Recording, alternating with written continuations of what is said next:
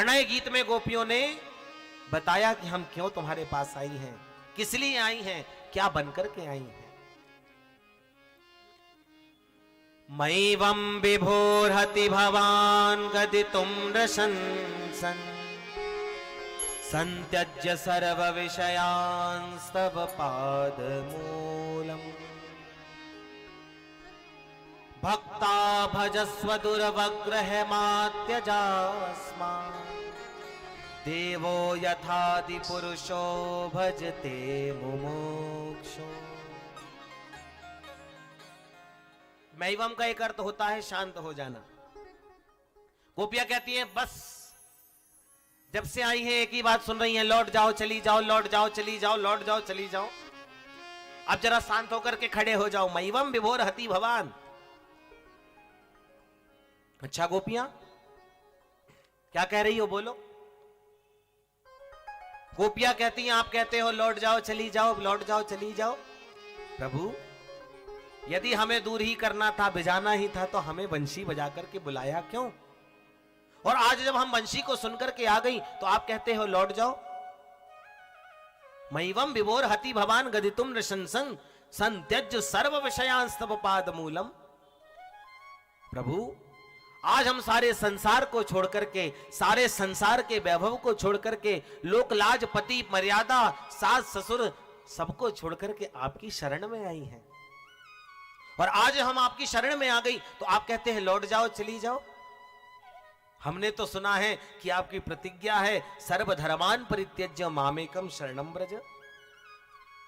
गोविंद अरे आप तो कहते हो कि सारे धर्म को, सारे संसार को छोड़ के जो भक्त मेरी शरण में आ जाता है मैं उससे अपनाने का व्रत ले लेता हूं। आज हम सारे संसार को छोड़ के आपकी शरण में आई है माधव, हमें अपना लो। क्या बन करके आई हैं? बोले भक्ता भजस्व दुर्वग्रह मात्यजास्मान। भक्त बन करके आई हैं। भक्त को संस्कृत में भात कहा जाता है, और जैसे भात बनता है ना वैसे ही भक्त भी बनता है। एक बार प्रेम से कहो श्री राधे, श्री राधे, और धीरे से बोलो श्री राधे, श्री राधे, श्री राधे। श्री राधे। जैसे भक्त बनता है वैसे ही भात बनता है। भात का मतलब तो जानते होंगे आप लोग, क्या? चावल। तो जैसे भात बनता है ऐसे ही भगवान का भक्त भी बनता है, और भात भक्त को ही संस्कृत में भात कहा जाता है। अब भात कैसे बनता है? बोले सबसे पहले भात बनाने के लिए चूल्हा जलाते हैं। अब चूल्हा जलाने के बाद उसमें बटलोही रखते हैं। बटलोही में जल को भरा जाता है, और जल को भर के जब जल खूब खौलने लग जाए तो उस जल में फिर धान को डाला जाता। धान को डालने से पहले धान को कूटा जाता है। धान को कूट कूट करके उसका छिलका छिलका अलग किया जाता है, चावल चावल अलग किया जाता है, और उस चावल को फिर खोलते हुए जल में डाला जाता है। और फिर धीरे धीरे धीरे धीरे वो चावल जल में खोलते खोलते खोलते खोलते भात बनने लग जाता है। अब भात बन गया कि नहीं ये कैसे पता करें? तो एक चावल का दाना उठा के देखते हैं, अरे भैया पक गया, तो पक गया। ऐसे ही तो बनता है ना भात। पहले के जमाने में ऐसे ही बनता था, अब तो कुकर आ गया है। लगाओ बंद करो, सीटी आई सो बंद। प्रेम से कहो श्री राधे। अब भक्त कैसे बनता है? बोले भैया भक्त बनने के लिए सबसे पहले भक्त भगवान को पाने का प्रयास करता है, और भगवान को पाने का प्रयास करने के लिए सबसे पहले वो भगवान की विरागनी में तड़पता है। जैसे भात को बनाने के लिए हम अग्नि जला करके उसमें जल डाल करके जल को खूब खौलाते हैं, ऐसे ही भक्त भी बनने के लिए भगवान की विरागनी में भक्त अपने हृदय रूपी जल में खूब खौलता है, खूब तपता है भगवान को पाने के लिए। अब भगवान मिले, अब भगवान मिले, अब भगवान मिले। और जब भक्त को पाने के लिए खूब खौल जाता है, खूब खौल जाता है, विरागनी में तड़पने लगता है, तो फिर उसमें धान डाली जाती है। तो धान कैसे डाली जाती है? पहले धान को कूट के छिलका अलग किया जाता है, चावल अलग किया जाता है। इसी प्रकार जब भक्त भगवान की विरागनी में धीरे धीरे तड़पने लग जाता है, तो तड़पते तड़पते तड़पते तड़पते भगवान संसार की ठोकर रूपी मूसल को उठा करके उसे खूब मारते हैं। और मारते मारते ये परिवार रूपी छिलका, पैसा रूपी छिलका, वैभव रूपी छिलका उस भक्त रूपी, उस धान रूपी भक्त से अलग कर देते हैं। किसी भी भक्त के जीवन को उठा करके देख लीजिए, भगवान ने पहले उसके संसार के, परिवार के, वैभव के, धन के छिलके को अलग किया है। जब धान को हम कूटते हैं तो इतनी भी ज्यादा नहीं कूटते कि चावल ही टूट जाए, बस धान अलग हो जाए इतना कूटते हैं। तो भगवान भी ये संसार की ठोकर रूपी मूसल मारते तो हैं भक्त के ऊपर, पर इतनी भी नहीं मारते कि भक्त टूट जाए। केवल संसार का ये छिलका अलग हो जाए।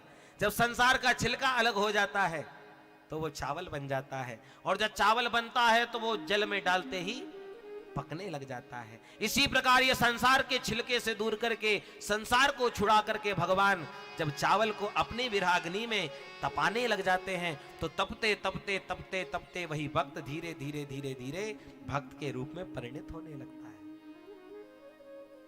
परंतु उसके भक्त बनने के लिए करना क्या होता है? बोले सबसे पहले ये संसार रूपी छिलके से अलग हो। भाई, बंधु, माता, पिता, धन, वैभव, यश, ये सबको अलग करना होता है। जब ये अलग हो जाए तो हम चावल बन जाते हैं। जब चावल बन गए तो फिर भगवान की विराग्नि में जैसे खौलते हुए पानी पे चावल पकने लग जाता है, ऐसे ही भगवान की विराग्नि में हम धीरे धीरे धीरे धीरे पकने लग जाते हैं। और जब धीरे धीरे पकने लग जाते हैं तो भगवान परीक्षा लेकर के देखते हैं कि सचमुच हमारा ये भक्त भात बन चुका है या थोड़ा बहुत अभी कच्चा है। जैसे आज गोपी भगवान की भक्त बन करके आई, पर भगवान आज भक्त बन के आ तो गई, पर पहले चेक कर रहे हैं कि सचमुच भक्त बन के आई हैं या अभी थोड़ा बहुत कसर बाकी है। इसलिए पहले भगवान ने गोपियों की खूब परीक्षा ले ली। अरे 10 रुपए का घड़ा खरीदने जाते हैं तो 10 बार ठोक बजा के देखते हैं, तो आज भगवान गोपियों को अपनी भक्त बनाने जा रहे हैं तो परीक्षा लेकर के देख रहे हैं। भगवान कहते हैं, गोपियां कहती हैं, प्रभु इसलिए हम आज आपकी भक्त बन करके आई हैं, आपकी भात बन करके आई हैं, तो क्या आप अपने इस भक्त का भोग नहीं लगाएंगे? प्रभु आप कहते हैं लौट जाओ, चली जाओ, वापिस हो जाओ। हमने सुना है कि संसार में कोई भी इंद्रियां बिना मन के काम नहीं करती। मन ने कहा भूख लगी है तो हाथ अपने आप भोजन उठा करके करने लग जाता है। मन ने कहा गर्मी लग रही है तो हाथ अपने आप हवा करने लग जाता है। तो बिना मन के कोई भी संसार की इंद्रियां काम नहीं करती गोविंद। और आज हमारे मन को तो आपने चुरा लिया है, तो जब हमारा मन आपके पास है तो पादौ पदम न चलता। ये पाद कैसे चलेंगे, ये पैर चलेंगे कैसे? क्योंकि बिना मन के इंद्रियां काम नहीं करती। अरे मन जब तक पैरों को चलने का आदेश ना दे तब तक पैर लौटे कैसे? आज हम लौटना चाहे तो लौट भी नहीं सकती, क्योंकि हमारा मन तो आपने चुरा लिया है गोविंद। आप कहती हैं तुम पति परायणा स्त्री हो, लौट जाओ, चली जाओ। हां हम मानती हैं हम पति परायणा स्त्री हैं, पर एक बात का जवाब हमें भी आप दो गोविंद। क्या कह रही हो? बोले ये बताइए सरकार, कोई पति परायणा स्त्री अपने पतिदेव की खूब सेवा करती है, खूब पूजा करती है, बिना पतिदेव के ना खाती है, ना पीती है, ना रहती है, कुछ नहीं करती, और 15 दिनों के लिए उसके पतिदेव को विदेश की यात्रा करने जाना पड़े अपनी पत्नी को छोड़ करके, तब उसे अपने पति की सेवा कैसे करनी चाहिए? भगवान कहते उसे क्या करना चाहिए? अपने पतिदेव की फोटो रख लेनी चाहिए और अपने पतिदेव की फोटो में खूब भोग लगाए, खूब सेवा करे, खूब आरती उतारे, खूब पूजा करे। अच्छा ठीक है। और वही पतिदेव जब 15 दिन बाद लौट करके आए विदेश यात्रा से और दरवाजे पे असली पति खड़े हों और पत्नी बैठी बैठी नकली पति की आरती कमरे में उतार रही हो, तब उसे क्या करना चाहिए? भगवान कहते तब क्या करना चाहिए? जब असली पति दरवाजे पर खड़े होकर दरवाजा खटखटा रहे हो तो नकली पति को छोड़ करके अपने असली पति के लिए दरवाजा खोलना चाहिए और उसे जाकर के मिलना चाहिए। गोपियां कहती है बस प्रभु यही हमारे प्रश्न का उत्तर है। जीवन भर हमने संसार के नकली पतियों की खूब सेवा करी, खूब पूजा करी, खूब उनकी सेवा करी, पर आज जब हमारे संसार के असली पति वंशी बजा करके दरवाजे पे खड़े होकर के हमें बुला रहे हैं तो हम क्या नकली पति की सेवा करती रहेंगी? आज हम सारे संसार को छोड़ के अपने असली पति के पास आ गई हैं। ऐसे वर को क्या वरूं जो जन्मे और मर जाए, वरिये गिरधर लाल को